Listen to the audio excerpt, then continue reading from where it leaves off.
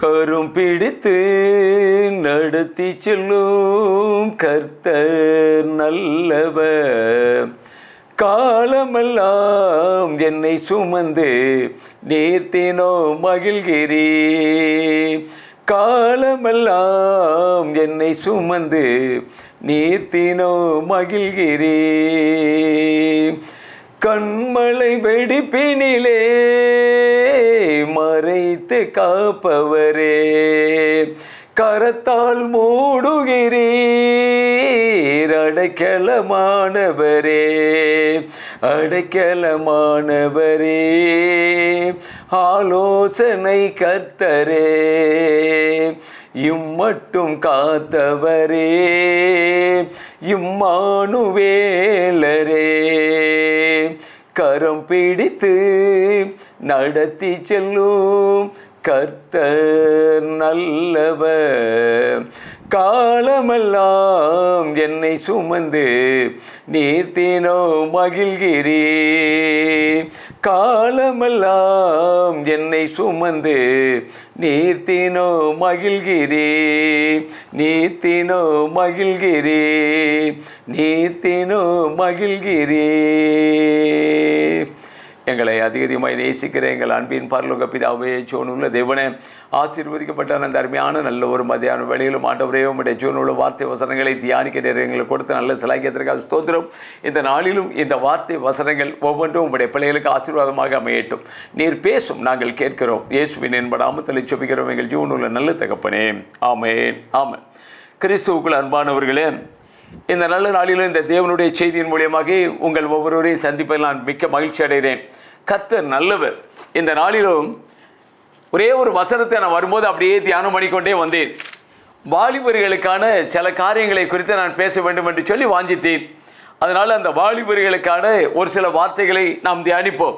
இந்த நாளில் இந்த வார்த்தைகளை கேட்கிற என் அன்பு சகோதர சகோதரிகளே, அன்பு பிள்ளைகளே, நீங்கள் அந்த வார்த்தைகளை இறுதி வரை நீங்கள் கேளுங்கள்.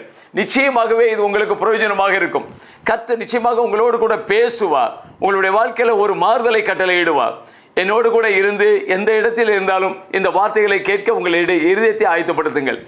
எங்களை அதிகமாய் நேசிக்கிற எங்கள் அன்பின் பரலோக பிதாவே, ஜீவனுள்ள தேவனே, ஆசீர்வதிக்கப்பட்ட அந்த அருமையான நாளில் உம்முடைய பிள்ளைகளுக்கு ஏற்ற வார்த்தை வசனங்களை கொடுத்து நீர் கர்த்தாவே எங்களோடு கூட பேசுவீராக. கர்த்தாவே, இந்த வார்த்தை வசனங்களை கேட்கிற ஒவ்வொரு உள்ளங்களுக்கும் அது ஆறுதலையும் சமானத்தையும் சந்தோஷத்தையும் ஆண்டவரே வாழ்க்கையிலே ஒரு மாறுதலையும் கட்டளையிடுவீராக. தாழ்த்தி உம்முடைய கரங்களிலே அர்ப்பணிக்கிறோம். இயேசுவின் என்ப நாமத்திலே ஜெபிக்கிறோம் எங்கள் ஜீவனுள்ள நல்ல தகப்பனே, ஆமென். ஆமென். கிறிஸ்துவுக்குள் அருமையானவர்களே, இந்த நாளிலும் ஒரே ஒரு வார்த்தையை, வாலிப பிராயத்தில் இந்த நாளிலும் அநேக ஜனங்களை நம்ம பார்க்கலாம். வாலிப பிராயத்திலே வழி தப்பி போய்கொண்டிருக்கிற அநேக பிள்ளைகள் உண்டு.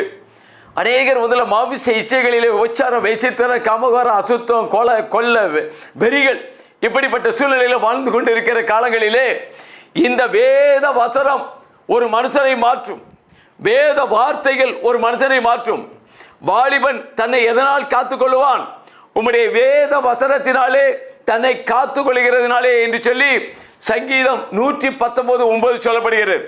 அதனால் இந்த நாளிலும் உங்களுடைய வாழ்க்கையில் ஒரு மாறுதல்கள், ஒரு சேஞ்ச் வேண்டும் என்று சொன்னால் இந்த வார்த்தைகளுக்கு செவி கொடுங்கள். கர்த்தர் நிச்சயமாக உங்களோடு கூட பேசுவார். எனக்கு அன்பானவர்களே, இந்த நாளிலும் தியானிக்கும்படியாக எடுத்துக்கொள்ளப்பட்ட வசனம் பிரசங்கியின் புஸ்தகம் 12வது அதிகாரம் 1 வசனம். அதில் சொல்லப்படுகிறது, நீ உன் வாலிப பிராயத்திலே உன் சிருஷ்டிகரை நினை. வாலிப பிராயத்தில் நம்மை சிருஷ்டித்த அந்த கர்த்தரை நினை அப்படிங்கிறார். அவர் நினைச்சா போதும், அவரை உன் உள்ளத்தில் ஏற்றுக்கொண்டா போதும். அவரை நினைச்சாலே உன் வாழ்க்கை நிச்சயமாகவே மாறும். உன் நண்பனை சொல், நான் உன்னை சொல்லிவிடுகிறேன் என்று சொல்வார்கள். இவரை பின்பற்றும் பொழுது உன் வாழ்க்கை நிச்சயமாக அவருடைய சாயலாக மாறும். அதே 11வது அதிகாரம் 9வது வசனத்திலே நாம் பார்த்தோம் என்று சொன்னால், வாலிபனே உன் இளமையிலே சந்தோஷப்படு, உன் வாலிப நாட்களிலே உன் இருதயம் உன்னை பூரிப்பாக்கட்டும், உன் நெஞ்சின் வழிகளிலும் உன் கண்ணின் காட்சியிலும் நட. ஆனாலும் இவை எல்லாவற்றையும் கொண்டு வந்து ஒரு நாள் நியாயத்தில் கொண்டு வந்து விடுவார் என்பதை அறி. அவ்வளவுதான். எல்லாவற்றையும் கண்ணின் காட்சி, நெஞ்சின் வழியில் எல்லாம் நட. எல்லாத்தையும் அனுபவி. பிரியமானவனே, உன் ஆத்துமா வாழுகிறது போல நீ எல்லாவற்றிலும் வாழ்ந்து சுகமாக இருக்க வேண்டும் என்று விரும்புகிறேன் என்கிறார். எல்லாவற்றையும் வாழ்ந்து சுகமாக இருக்கணும். பவுல் அப்போஸ்தலன் சொல்லுகிறார், எல்லாவற்றையும் அனுபவிக்க எனக்கு அதிகாரம் உண்டு, ஆனால் எல்லாம் எனக்கு தகுதியாக இருக்குமா அப்படின்னு 1 கொரிந்தியர் 6:12 சொல்லப்படுகிறது. அதே 1 கொரிந்தியர் 10:23 எல்லாவற்றையும் அனுபவிக்க எனக்கு அதிகாரம் உண்டு, ஆனால் எல்லாம் எனக்கு பக்தி விருத்தியை உண்டு பண்ணுமான்னு பார்க்கணும். ஆனால் அப்படிப்பட்ட ஒரு சூழ்நிலையில் இந்த பூமியில் எல்லாவற்றையும் அனுபவிக்க நமக்கு அதிகாரம் உண்டு, ஆனால் எல்லாம் நமக்கு தகுதியாக இருக்குமா, எல்லாம் பக்தி விருத்தியை உண்டு பண்ணுமா, ஆண்டவருக்கு ஏற்ற வழியில் நடத்தப்படுவோமா என்று சொல்லி கொஞ்சம் நினைச்சு பார்க்கணும். முடியல அப்படின்னாக்க நம்மை சிருஷ்டி கர்த்தரை நினைக்கணும். அவர் நினைச்சா போதும், வாழ்க்கை மாறும். எனக்கு அன்பான சகோதர சகோதரிகளே, வேதத்தில் அநேக மனிதர்களை பார்க்கலாம். நான் இந்த நாளிலும் ஒவ்வொரு மனிதர்களாக பார்க்க வேண்டும் என்று சொன்னால், இந்த வாலிப பிராயத்தில் வேதத்தில் யார் யாராலும் இந்த வேதத்தை நேசிக்கிறார்களோ அவர்கள் ஒவ்வொருடைய வாழ்க்கையில் ஒரு பெரிய மேன்மை, அவருடைய வாழ்க்கை மாறியதை நம்ம பார்க்கலாம். குறிப்பாக ஆதியாகமத்தினுடைய புஸ்தகம் 37வது அதிகாரத்திலிருந்து 45 வரைக்கும் படித்து பார்த்தோம் என்று சொன்னால், அந்த அதிகாரத்தில் ஒரு மனிதன் உண்டு, யோசேப்பு என்ற ஒரு மனிதன். இவன் யாக்கோப்புக்கு 12வது பிறந்த மனிதன், அருமையான ஒரு மகன். இவன் வாலிப பிராயத்திலே தேவனாகிய கர்த்தர் இவனோடு முகமுகமாய் பேசினார். தரிசனத்திலே பேசுகிறார், சொப்பனத்திலே பேசுகிறார். ஒவ்வொரு நாளும் எதிர்கால வாழ்க்கை எப்படி இருக்கும், எவ்வளவு பிரகாசிப்பிக்கப்பட்ட வாழ்க்கையாக அமையும் என்று சொல்லி அவன் இதயத்தில் தெளிவாக அறிந்திருந்தான். ஆனால் அப்படிப்பட்ட நேரங்களில் தரிசனத்திலே பேசுகிறார், எதிர்காலம் எப்படி இருக்கும்னு சொல்லி. ஆனால் அதை தன்னுடைய தகப்பனார் இடத்துல வந்து சொல்லும் பொழுது, தகப்பனாருக்கு அவன் மேல ஒரு பொறாமை.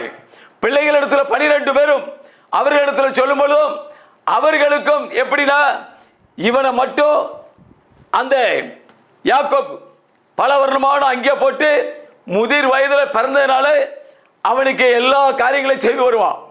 ஆனால் இது சகோதரர்கள் பிடிக்காது. ஆனால் அதே சூழ்நிலைகளில் ஒரு நாள் இவன் ஒரு தரிசனத்தை காண்கிறான். 12 நட்சத்திரங்களும் சூரியன் சந்திரன் எல்லாம் எனக்கு முன்பதாக வணங்கி நின்றது என்று சொல்லி ஆதியாகமம் 37வது அதிகாரத்தில் நீங்கள் படித்து பார்த்தால் அதில் தெளிவாக தெரியும். ஆனால் அப்படிப்பட்ட ஒரு சூழ்நிலையிலே 12 சூரியன் சந்திரன் தகப்பனார் தாய் 12 உடன்பிறப்புகள் எல்லாம் உனக்கு முன்பதாக வணங்கி நிற்கணுமோ அப்படின்னு சொல்லி கொஞ்சம் பொறாமை. மீண்டும் ஒரு தரிசனம் கண்டான், அதையும் சொன்னான். எல்லாரும் இவன் மேலே பொறாமப்பட்டாங்க. கடைசியில் இது அந்த இதில் நீங்கள் படித்து பார்க்கும்போது எல்லாத்துக்கும் தெரிஞ்சதுதான். ஆனால் கடைசியில் இந்த யோசேப்பு மேலே பொறாமை கொண்டு கடைசியா இவனும் ஒரு நாள் அவர்கள் ஆடு மேய்த்து கொண்டிருந்தார்கள். இவனையும் போய் அண்ணன்கள் பார்த்துவான்னு சொல்லி அனுப்பினான். அவன் வரும்போது சொப்பனக்காரன் வரான், இவனை எப்படியா கொலை பண்ணிடணும் அப்படின்னு நினைக்கான். ஆனால் அப்படிப்பட்ட ஒரு நேரங்களில் கூட யோசேப்பு அவங்களோடு போறான். போகும்போது இவனை எப்படியாவது அப்பொழுது அவன் கூட பிறந்த அவன் தாய்க்கு பிறந்தவில்லை ரூபன். அவனுக்கு வந்தால் யாக்கோப்புக்கு 4 பொண்டாட்டிகள், அதற்கெல்லாம் ஒவ்வொருவருக்கு பிறந்த பிள்ளைகள் மற்றவங்க. ஆனால் ரூபனோடு அவனுடைய தாயில் பிறந்த மகன் தான் இந்த யோசேப்பு. அப்போ இவனை என்ன செய்றாரு அப்படின்னாக்க, ஒரு குழியில் அவனை கொல்லண்டான், ஒரு பெரிய குழியில் அவனை தள்ளி விட்டுருவான் அப்படின்னு இருக்காங்க. அப்படி சொல்லும்போது அவனை பிறகு காப்பாற்றிக்கலான்னு நினைக்கிறாங்க. இப்படி சொல்லும்போது அங்கே இருந்து மீதியானியில் தேசத்திலிருந்து வர்றாங்க. அவங்க வர்றாங்க, வந்தவுடனே அவங்க கையில் இந்த மீதியான் தேசத்துக்காரங்க கிட்ட 20 வெள்ளிக்காசுக்கு வித்து போட்டாங்க. 20 வெள்ளிக்காசு. ஆனால் இதை யோசேப்பை குறித்து பேசணும்னா, இயேசு கிறிஸ்துவுக்கு அடையாளமாக முன்மாதிரியாக இந்த யோசேப்பு காணப்படுவான். இயேசு கிறிஸ்து பட்ட பாடுகள் அவரை காட்டி கொடுக்கக்கூடிய அந்த சூழ்நிலையில் அழகாக தெளிவாக நம்ம பார்க்கலாம்.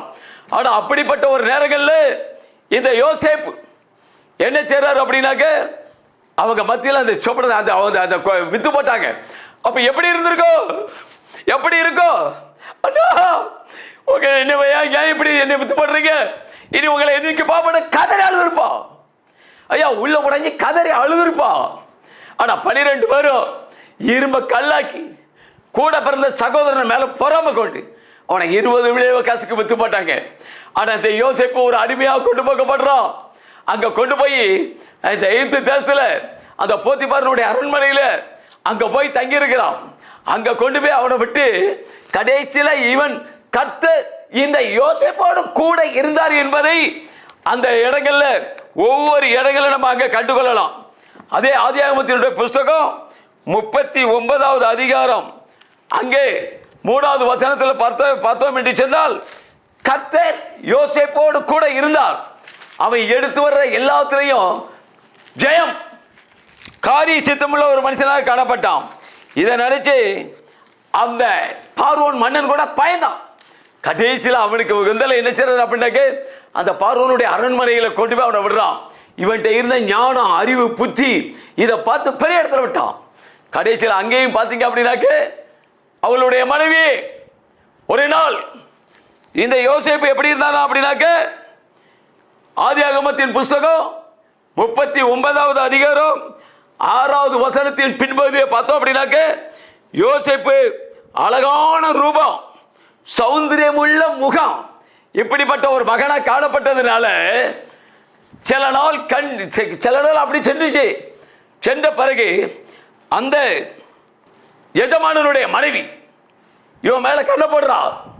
இவன் மேல கண்ணப்பட்டு இவள் அழகா இருக்கான் அப்படின்னு சொல்லி அவளோட கூட தவறான உறவுகள் ஆசைப்படுறா. ஆனா அப்படிப்பட்ட நேரங்களில் கூட அந்த யோசேப்பு சொல்றார், இந்த வீட்டில் எல்லாவற்றுக்கும் எனக்கு அதிகாரம் கொடுத்திருக்கிறார் உன்னை தவிர. ஆனா நீ இப்படிப்பட்ட ஒரு சூழ்நிலை காணப்படுறாங்க போது அவன் வந்தல தினத்தரன் அவளோடு கூட இப்படி பேசி வரும்பொழுது யோசேப்ப ஒரு நாள் கையை அப்படி பிடிக்க ஆரம்பிக்கிறான். இவன் தட்டி போட்டு ஓடிட்டான். ஆனா அப்படிப்பட்ட ஒரு நேரங்கள்ல என் தேவனோடு கூட இருக்கும்போது, என் ராஜா இவ்வளவு சூழ்நிலையில எல்லாவற்றையும் என்னிடத்தில் கொடுத்திருக்கும் போது இப்படிப்பட்ட தவறை நான் பண்ண முடியுமா? நான் எப்படி பண்ணுவேன்? இந்த தவறை என்னால் செய்ய முடியாது. I cannot do it this sin அப்படி சொல்லி அந்த பாவத்துக்கு விலகி ஓடுறாங்க. எங்க விலகி ஓடுறோம்? இன்னைக்கு இப்படிப்பட்ட சூழ்நிலைகளை மத்தியில் பேப்பர்ல பார்க்கலாம், எத்தனை ஆபாசமான சூழ்நிலைகள் காணப்படுறோம். ஒரு வெளிநாட்டில் இருக்கான்னா அவன் பின்னாடி சுத்துறது பணத்துக்காக எவ்வளவு கொடுமையான காரியங்கள் நடந்துகிட்டு இருக்கு. ஆனா அப்படிப்பட்ட ஒரு சூழ்நிலைகள்ல இந்த யோசேப்பு சில நாள் சென்ற பின்பு, அதில் 7வது வசனத்தை பாருங்க, சில நாள் சென்ற பின்பு அவனுடைய எஜமானின் மனைவி யோசேப்பின் மேல் கண் போட்டு என்னோட சைனிட்டான். இப்படிப்பட்ட ஒரு சூழ்நிலைகளை மத்தியிலும் என்னால முடியாது என்று சொல்லி அந்த பாவத்துக்கு விலகி ஓடுறான். கடைசியில் பார்த்தீங்கன்னா அவன் செய்யாத தவறுக்கு ஐயா ஜெயிலில் போய் அவனை தண்டிக்க ஆரம்பிச்சிடாங்க. ஜெயிலில் கொண்டு போய் என்ன இப்படி நான் வந்தா, இவனா வந்தால என் மேல இப்படி தவறுக்குள்ள வந்துட்டான் அப்படின்னு சொல்லி அந்த இதை அப்படி மாத்திட்டான். மாத்தின உடனே அரசர் ராஜா பார்த்தார், இவனை தூக்கி கொண்டு போய் என்ன செய்றாரு அப்படின்னாக்க சிறையில் போடுங்க அப்படின்ட்டாங்க. ஐயா 2 வருஷம் சிறையில் நல்ல அரண்மனையில் வாழ்ந்த மனுஷன் இன்னைக்கு சிறைச்சாலையில் இருக்கிறான். ஆனால் அந்த சிறைச்சாலையில் அவன் கால்களும் கைகளும் விலங்கு போட்டு ஒடுக்கிறார்களாம். எங்க அப்படிப்பட்ட ஒரு இடத்துல கூட கர்த்தர் அவனோடு கூட இருந்தான். அவன் அமைதியா இருந்தான். ஏற்ற வேளையில் அவன் நல்லவன் பரிசுத்தவான்ங்கிறத கண்ட அந்த தேசத்தில் உள்ளவங்க ஒரு நாள் ராஜா பயங்கரமான கனவு கண்டான். ஆரம்பத்தில் இவனுக்கு கனவோடு கூட தேவன் பேசினதுனால கனவுகளுக்கெல்லாம் அர்த்தம் சொல்லும்படியா உலகத்தில் எத்தனை சோசியல்காரர்களை எத்தனை பேர் மந்திரவாதிகள்லாம் பார்த்தா ஒருவனை சொல்ல முடியல.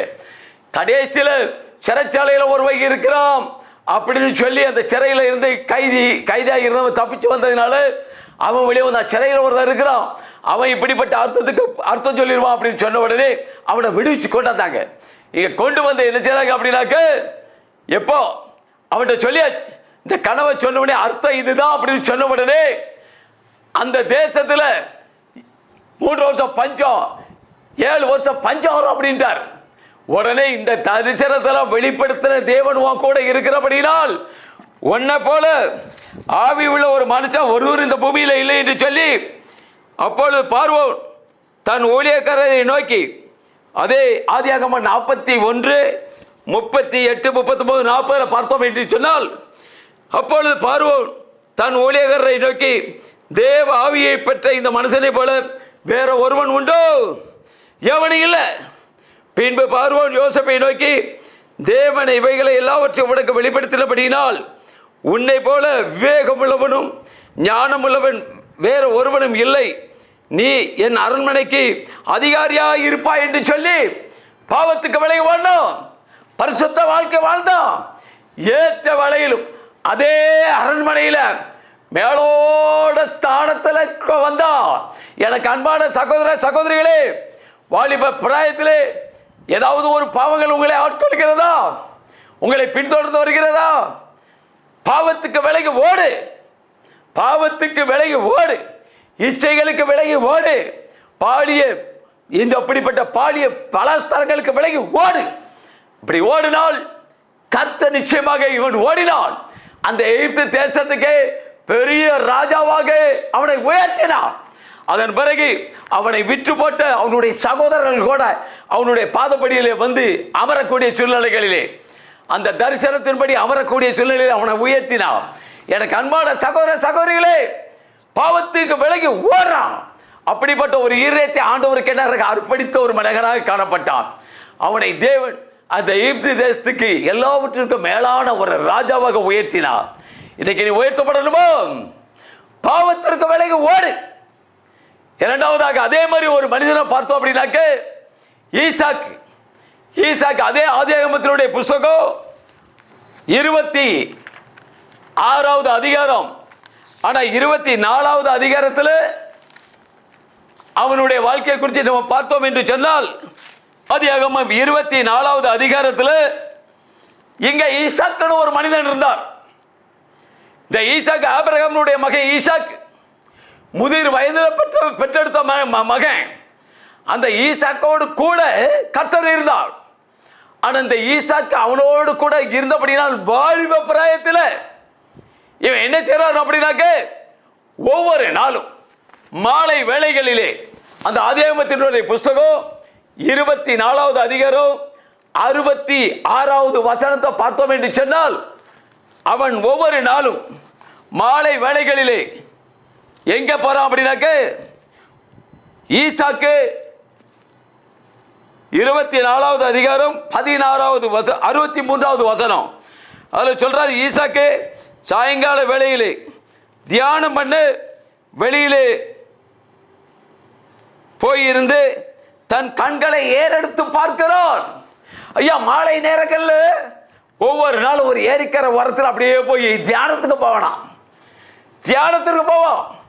இன்னைக்கு நம்ம பிள்ளைகள் மாலை வேளையில போனா எங்க போவோம்? எங்க போவோம்? சினிமா தேட்டரில் போய் நிற்கும், எங்கேயாவது காலேஜ் பஸ் ஸ்டாண்டில் போய் நிற்கும். ஆனால் இந்த வாலிபன் ஒவ்வொரு நாளும் அந்த ஏரிக்கிற வரங்களை மாலை வேளையில் அப்படியே தியானத்தோடு கூட போய்க்கிறான். வேதத்தில் அழகா சொல்லப்படுகிறது. தாவீது ராஜாவினுடைய சங்கீதத்தின் புஸ்தகம் 1வது அதிகாரம் 1வது வசனத்திலே பார்த்தோம் என்று சொன்னால், 1வது அதிகாரம் அந்த அதிகாரத்தில் பார்த்தோம் என்று சொன்னால், துன்மார்க்கருடைய ஆலோசனையில் நடவதே, பாவிகளின் வழி நில்லதே, பரியாசக்காரர் உட்காரும் இடத்தில் உட்காரமலும், கர்த்தருடைய வேதத்தில் பிரியமோயிருந்து இரவும் பகலும் கர்த்தருடைய வேதத்தில் தியானமோ இருக்கிற மனுஷன் பாக்கியவான். பாக்கியவான் என்று சொன்னாலே ஆசீர்வதிக்கப்பட்டவன், கொடுத்து வச்சவன். இந்த வேத வசனங்களுக்கு அந்த இரவும் பகலும் தேவனுடைய வேதத்தில் தியானமாய் இருக்கிற மனுஷன் பாக்கியவான். அவன் செய்வதெல்லாம் வாய்க்கும். துன்மார்க்கரோ அப்படி இராமல் காற்று பதறடிக்கும் பதரை போல இருக்கிறார்கள். ஆகையால் துன்மார்க்க நியாய தீர்ப்பிலும் பாவிகள் தேவனுடைய சபையில நிலைச்சிருக்க மாட்டான், நிலைச்சிருக்க முடியாது. அங்க என்னன்னா அனுதினமா அவன் வேதத்தை தியானிச்சான். இவனை மாலை வேளைகளை வேதத்தை தியானிச்சான். தியானிச்சு கொண்டு இருக்கும் பொழுது வருது ஒரு பெரிய ஆசீர்வாதம் அவன் வாழ்க்கையை தேடி வருது. அங்க பாத்தீங்க அப்படின்னாக்க, வாழ்க்கையில வந்தால ஒரு மனுஷன் வாலிப பிராயத்தில் அப்படியே தியானம் பண்ணிக்கிட்டு இருக்கும் பொழுது அங்கே ஒரு ஆசீர்வாதம் வருது. அந்த கண்களை ஏறெடுத்து பார்க்கிறான். அங்கே ஆதியாகமத்தினுடைய புஸ்தகம் 24:16 அங்க ஒரு அழகான ரூபவதி.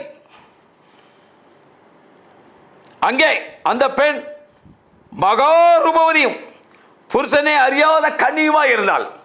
இவன் எப்படி நினைச்சாங்களோ அதே மாதிரி தன் இடத்திலே ஆபிரகாமுடைய சந்ததியிலே ஒரு மகனை தெரிந்தெடுக்க வேண்டும் என்று சொல்லி அவனுடைய வேலைக்காரருக்கு பார்க்கும்போது கரெக்டா ஆபிரகாமுடைய மகன் ஈசாக்கு அப்படி தியானம் பண்ணிக்கிட்டு இருக்கும்போது அந்த பெண்ணு வருது. இதை பார்த்தது எப்படி இருந்திருக்கோ அவன் இருதயம், எனக்கு அன்பான சகோதர சகோதரிகளே. அதற்கு பிறகு அந்த மகன் இவன் நினைச்ச மாதிரி மகாரூபவதி, பார்க்கறதுக்கு அழகு உள்ளது, குணசாலியான ஸ்திரீ. அவன் தன்னுடைய ஆடுகளுக்கு மாடுகளுக்கெல்லாம் தண்ணி பாய்க்கிறது மட்டுமல்ல, வந்தவன் எல்லாவற்றிற்கும் அவன் தண்ணி கொடுத்தான். அப்படிப்பட்ட ஒரு குணாதிசயங்கள் உள்ள ஒரு அருமையான ஸ்திரீ, மற்றவர்களை நேசிக்கிற ஒரு ஸ்திரீ, எல்லோரையும் அரவணைத்து கொண்டு போகக்கூடிய ஒரு ஸ்திரீ. அப்படிப்பட்ட ஒரு ஸ்திரியை கண்டு அவளை விவாகம் பண்ணினான்.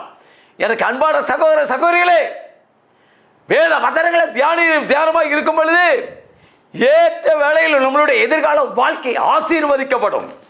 ஒருவேளை வாலிப பிராயத்தில் எல்லாம் தோல்வி தோல்வி தோல்வி. ஏன் வாலிப பிராயத்தில் அவனை நடக்க சொல்றாரு?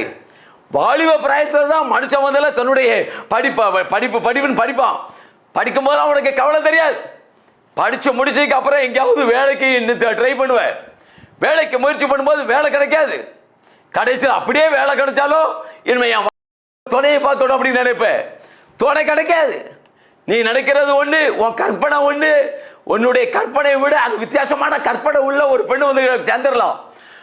ஆனா கர்த்தரன் மட்டும் தியானம் பண்ணிக்கிட்டு இருக்கும் பொழுது, தேவனே நீர் எனக்கு ஏற்றபடி ஏற்ற துணையை தருமா அப்படின்னா ஏற்ற துணையை ஏற்ற மகளை உனக்கு உருவாக்கி தருவார். இந்த வாலிப பிராயத்தில் அன்பு சகோதரி சகோதரியே, இந்த வேதத்தை தியானி, வேதத்தை கொஞ்சம் கற்றுக்கோ. உன்னை சிருஷ்டித்தவரை அவரை நினைக்கும் போது உன் வாழ்க்கை ஒரு பெரிய ஆசீர்வாதமாக மாறும். அவர் கடைசியில் நினைச்சார், வேதத்தை நினைச்சார். அதுக்கப்புறம் பார்த்தீங்கன்னா அதே ஆதியாகமத்தினுடைய புஸ்தகம் 26வது அதிகாரம் 12, 13, 14 பார்த்தோம் அப்படின்னு சொன்னா, ஈசாக்கு அந்த தேசத்தில் விதைத்தான்.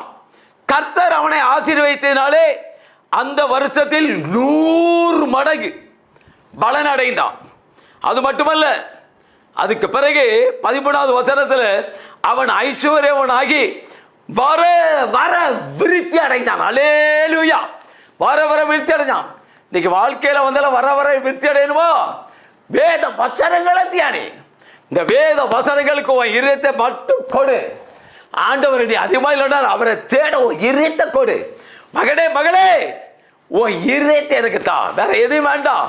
பொண்ணு பொருள் உன்னுடைய இருக்கக்கூடிய சொத்து சோகம் ஒன்னே ஆண்டு கேட்கல. மகனே மகளே, வாலிப பிராயத்தில் உன் சிருஷ்டிகராகி அந்த கர்த்தரிடத்துல உன் இதயத்தை கொடு. அவரை நினைச்சு பாரு, அவர் எப்படிப்பட்ட தெய்வம் அப்படிங்கிறத. சிங்கக்குட்டிகள் தாழ்ச்சி அடைந்த பட்டே எடுக்கும். கர்த்தரை தேடுகிற பிள்ளைகளுக்கு ஒரு நன்மையும் குறைபடாதாம். அவரை தேடுகிற பிள்ளைகளுக்கு ஒரு நன்மையும் குறைபடாது. ஆக எனக்கு அன்பான சகோதர சகோதரிகளே, பரிசுத்தத்தை காத்து கொண்டான் யோசேப்பு. எகிப்து தேசத்துடைய அதிபதியாக மாறினான். அனுதினமும் தேவனுடைய வசனத்தை தியானிக்கிற மனுஷனாக கருதப்பட்டான். அந்த மகனை ஆண்டவர் வந்தால என்ன செய்கிறாரு அப்படின்னாக்க வர வர விருத்தி அடைய வச்சாரு. அவன் கேட்கிறதை விட அதிகமான நன்மையான காரியங்களை செய்தார். இதே போன்று பார்த்தோம் அப்படின்னாக்க இன்னும் ஒவ்வொரு காரியங்களும் எனக்கு அன்பான சகோதர சகோதரிகளே, வேதத்தில் பார்க்கணும் அப்படின்னாக்க ஏராளம் பார்க்கலாம், ஏராளம் மனிதர்களை பார்க்கலாம். தானியேலுடைய வாழ்க்கையில ஆண்டவருக்கு விரோதமாக இருக்கும்போது பையோட சிவன் உள்ள தேவனாகிய கர்த்தரை அந்தி சந்தி மத்தியான வேலையில தேவனை நோக்கி முறையிட்டக்கூடிய மகனார் தான் தானியேல். ஆண்டவர் சும்மா விட்டாரா? தானியேலை ஏற்ற வேலையில் அந்த நாட்டில் அந்த தேசத்தில் காரிய சித்தமுள்ள ஒரு மனுஷனா மாற்றினார். தானியேலோடு கூட கர்த்தர் இருக்கிறபடினால் எல்லாம் பயந்தான். எனக்கு அன்பான சகோதர சகோதரிகளே, கர்த்தர் ஒரு மனுஷனோடு கூட இருந்தால் உன் வாழ்க்கையில ஜெயம் வெற்றி கிடைக்கும். தீமோத்தேயுவை பார்த்து புதிய ஏற்பாட்டில் பார்த்தீங்கன்னா எத்தனை வாலிபர்களை பார்க்கலாம். அந்த புதிய ஏற்பாட்டினுடைய காரியங்களில் தீமோத்தேயும் தீத்து அவர்களுக்கு உறுதுணையாக இருந்த லூக்கா இவர்களெல்லாம் பார்த்தோம் அப்படின்னாக்க வாலிப பிராயத்தில் எவ்வளவு உண்மையும் உத்தமமா இருந்திருக்காங்க தெரியுமா? அதனால கர்த்தர் அவர்களோடு கூட இருந்து அவர்களை ஆசீர்வதித்தார். அநேக ஜனங்களுக்கு அவர்களை ஆசீர்வாதமாக மாற்றினார். அதுல வந்து தீமோத்தேயுக்கு கர்த்தர் சொன்ன ஒரே தேவனாகிய அவருக்கு சொல்லக்கூடிய பவுல் அப்போஸ்தலர் கூடக்கூடிய ஒரே ஒரு ஆலோசனை, அவர் பார்த்தீங்க அப்படின்னாக்க எப்படி எப்படி நடக்க வேண்டும் அப்படிங்கிறத அழகாக கற்றுக் கொடுத்துட்டு கடைசியில் 1 தீமோத்தேயு 4வது அதிகாரம் அங்கே 12வது வசனத்திலே பார்த்தோம் என்று சொன்னால், அங்கே தீமோத்தேயுக்கு ஒரு ஆலோசனை சொல்றார்.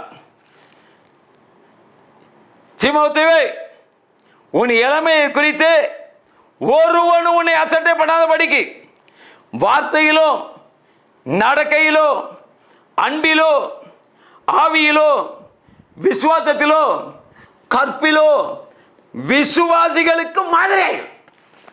எனக்கு அன்பான சகோதர சகோதரிகளே, வாலிப பிராயத்திலே வாயின் வார்த்தைகளை ஜாக்கிரதையா இருக்கணும். வார்த்தைகளிலும் நடக்கைகள் எப்படி இருக்கு?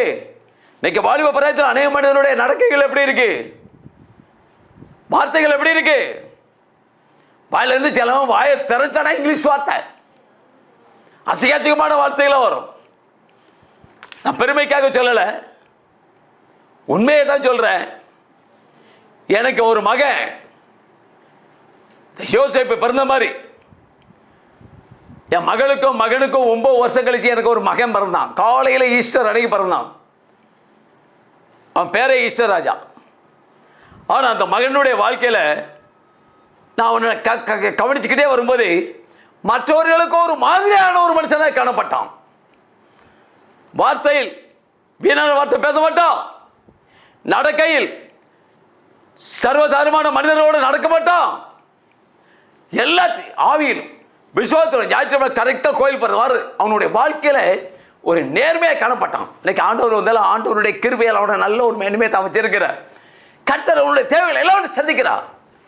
கர்த்தர் நல்லவர் என்பதை ருசித்து பார்க்கும் போது தான் தெரியும். இன்னைக்கு தீமோத்தேயுனுடைய வாழ்க்கையில் பார்த்தீங்கன்னா நல்ல ஒரு ஆலோசனை சொன்னார்.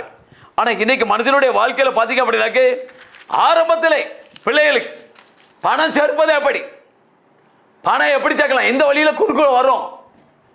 இன்னைக்கு எத்தனை பேர் பார்த்தீங்க அப்படின்னாக்கு விதவிதமான சூழ்நிலையில் சம்பாதிக்கிறாங்க. வேலை இல்லையா ரியல் எஸ்டேட், வேலை இல்லையா பெண் புரோக்கர், எப்படி ஆனாலும் வந்து அதை கொஞ்சம் விட்டு கொடுக்க மாட்டான். வாழ்க்கையில் வந்து பணம் தேவை, பணம் தேவை. ஆனா பணம் ஆசை எல்லா தீமைக்கும் வேர். சம்பாத்தியம் வேணும். எனக்கெல்லாம் ஆரம்ப காலங்களில் சென்னை பட்டணங்கள் அங்கெல்லாம் வேலை பார்க்கும்போது ஆரம்பத்தில் ரொம்ப கம்மியான சம்பளம். ஆனால் அந்த சம்பளத்திலையும் பார்த்தீங்க அப்படின்னாக்க ஆண்டவனுடைய கிருபையால வாழ்க்கை ஓட்டேன். என் வாலிப பிராயத்தில் நல்ல ஒரு சென்னையிலேருந்து சென்னை வரைக்கும் போக நல்லா இருக்கும். திரும்ப அங்கேருந்து பாம்பேக்கு போகணும். எவ்வளோ தூரமாக இருக்குது, ஆண்டவரே இந்த சென்னையில் ஒரு வேலை கிடைச்சா நல்லா இருக்குமே அப்படின்னு சொல்லி என் வழிகளில் ஆண்டவர் ஆண்டவர் சொல்லி என் இதயத்துக்குள்ளே அந்த தேவனை நம்புவேன், விசுவாசிப்பேன். எங்கே பார்த்தாலும் அந்த ஆண்டவருடைய வார்த்தைகளை கேட்கும்போது என் இருதயம் கொஞ்சம் பயம் சின்ன வயசுல பயம் இருந்தது. ஆனால் அப்படிப்பட்ட ஒரு நேரங்களில் வழிகளிலெல்லாம் அவரே நினச்சிட்டு இருப்பான், ஆண்டவரே இந்த மெட்ராஸில் சென்னையில் எனக்கு ஒரு வேலை கிடைச்சா நல்லா இருக்குமா ஆண்டவரே, எவ்வளோ தூரம் போகிற ஆண்டவரே நினச்சேன். ஆனால் ஆண்டவரை வழிகளெல்லாம் அவரை நினச்சி கொண்டு இருந்தபடினாலே அதே சென்னைக்கு அதே கம்பெனியிலேருந்து எனக்கு டிரான்ஸ்ஃபர் கிடைச்சது. சென்னையில் வந்து எனக்கு கன்ஃபார்ம் ஆனது. என் வாழ்க்கையில் ஆண்டவர் செய்த மகத்துவம் மறக்க முடியாது. என் ஆத்துமாவே ஆண்டவர் செய்த அந்த அந்த அந்த நன்மையான காரியங்களை என் ஆத்துமாவே கர்த்தரை ஸ்தோத்திரி, என் முழு உள்ளமே அவருடைய பரிசுத்த நாமத்தை ஸ்தோத்திரி. என் ஆத்துமாவே கர்த்தரை ஸ்தோத்திரி, அவர் செய்த சகல உபகாரங்களை மறவதே பிடிக்கிறார். இன்னைக்கு எப்படி இருக்கோம்? ஐஸ்வர்யம் மிகுதி ஆக ஆக அதை யாருக்காக பயன்படுத்துகிறோம்? ஏழை எளியவர்கள் திக்கற்றவர்கள் அவர்களுக்கு நன்மை செய்ய நீங்க படிச்சிட்டோம் அப்படின்னாலே பணத்து மேலே ஆசை வைக்காதபடிக்கு பணம் தேவை, அதை கர்த்தர் தருவார் என்று சொல்லி நம்பிக்கையோடு கூட ஜீவிக்கும் பொழுது இந்த கர்த்தரை தேடுகிறவர்களை அவர் ஒருபோது கைவிட மாட்டார். அதான் சொல்றார், சிங்கக்குட்டிகள் தாழ்ச்சி பட்டையோட கர்த்தரை தேடுகிறவர்கள் ஒரு நன்மை குறைபடாது. உண்ண உணவு உடுக்க உடை இருக்க இருப்பிடும் போதும். நார்மல் வாழ்க்கை ஓகோடு நம்ம சம்பாச்சாரம் பணம் எல்லாம் ஏதாவது ஒரு கண்ணியில் கொண்டு போய் நம்மளை சிக்க வச்சிருமா. அதில் அழகாக சொல்கிறாரு, பண ஆசை எல்லா தீமைக்கு வேற இருக்கிற சிலர் அதை இச்சித்து விசுவாசத்தை விட்டு வழிவிலகி அநேக வேதனைகளினாலே தங்களை உருவ குத்தி கொண்டு இருக்கிறார்கள். ஏன் வேதனை எதுக்கு? அப்படி சம்பாதிக்க வேண்டாம், நார்மல். ஆண்டவரே எனக்கு உண்ண உணவு உடுக்க உடை இருக்க இருப்பிட பிள்ளைகளுக்கு வேண்டிய சரீர சுகம்பலன் ஆரோக்கியத்தை கொடுக்கணும். குடும்பத்தில் வந்து வியாதி இல்லாத வாழ்க்கை. ஆண்டவர் சொல்கிறார், வியாதியை கூட நான் உனக்கு விலக்கி போடுவேன், வியாதியை உன்னிலிருந்து விளக்குவேன் அப்படிங்கிற. ஆனால் அப்படிப்பட்ட ஒரு அமைதியான வாழ்வு, சந்தோஷமான வாழ்வு, சமரமான வாழ்வுன்றான். என் அன்பான சகோதரனே சகோதரியே, என் அன்பு மகளே மகளே, ஆண்டவரை தேடுங்க. உன் சிருஷ்டிகரை நினைச்ச போதும் கர்த்தருடைய வாழ்க்கையில் பெரிய அற்புதங்களை செய்வார். இந்த பூமியோடு நம்மளுடைய வாழ்க்கை முடிஞ்சு போகிறதில்லப்பா. இந்த பூமியோட நம்மளுடைய வாழ்க்கை முடிஞ்சு போகிறதில்ல. இங்கே வந்தால 60 வருஷம் பலத்தின் முன்னால் 70 வருஷம் பலத்தின் முன்னால் 80 வருஷம் தான் வாழ போகிறோம். அதுவும் மருத்துவம் சஞ்சலம் நிறைஞ்ச உலகத்தில். ஆனால் ஆண்டவர் சொல்கிறார், நித்திய காலமாக வாழக்கூடிய ஒரு உன்னதமான ஒரு இடம் உண்டு. பிரியமானவனே, உன் ஆத்துமா வாழ்கிற போல எல்லாவற்றையும் வாழ்ந்து சுகமாயிரு. உன் நெஞ்சின் வழிகளிலும் கண்ணின் காட்சிகளில் நட. ஆனால் எல்லாவற்றையும் கொண்டு வந்து ஒரு நியாய தீர்ப்பில் கொண்டு வந்து விடுவார் என்பதை அறிய. அப்படிங்கிற ஒரு நாள் மீண்டும் ஆண்டவர் ஒரு நாள் வரப்போகிறார், நியாயம் தீர்க்க போகிறார். அன்றைக்கு 2 இடம், ஒன்று பரலோகம், இன்னும் ஒன்று பாதாளம். எனக்கு அன்பான சகோதர சகோதரிகளே, இந்த வார்த்தையை கேட்கிற ஒவ்வொருவரையும் கர்த்தர் ஆசீர்வதிப்பாராக. இந்த நாளில் பேசினா யாராவது பேசுகிறேன், என்னுடைய டைம் முடிஞ்சு போச்சு. கர்த்தர் வாலிப சகோதரி சகோதரியே, என் அன்பு மகனே மகளே, உன் இருதயத்தை ஆண்டவருக்கு அர்ப்பணி. ஆண்டவர் உன்ட்ட என்னமும் கேட்கல.